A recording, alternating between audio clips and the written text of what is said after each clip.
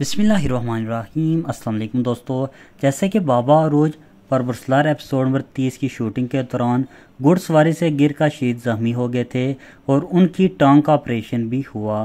क्या बाबा अरूज का परवरसा में से खात्मा हो चुका है, यानी कि क्या बाबा अरूज ने परवरसलार को अलविदा कह दिया है?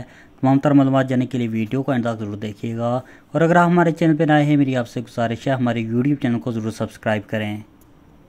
दोस्तों, जैसे कि बाबा अरूज घुड़सवारी के दौरान गिरे थे और इनकी टांग शदीद ज़ख्मी हो गई थी। इसी तरह बाबा अरूज की टांग का ऑपरेशन हुआ और अल्लाह ताला ने इस ऑपरेशन को कामयाब भी कर दिया। इसी तरह बाबा अरूज सेहतयाब तो हो गए हैं। अब 50-50 चांस हैं कि बाबा अरूज एपिसोड नंबर 30 में हमें नज़र आएँ। हमें तो उम्मीद है कि बाबा अरूज एपिसोड नंबर 30 में हमें नज़र आएंगे। यहाँ पर आप नाज़रीन से ये भी दरख्वास्त है कि बाबा अरूज के लिए खुसूसी दुआ करें।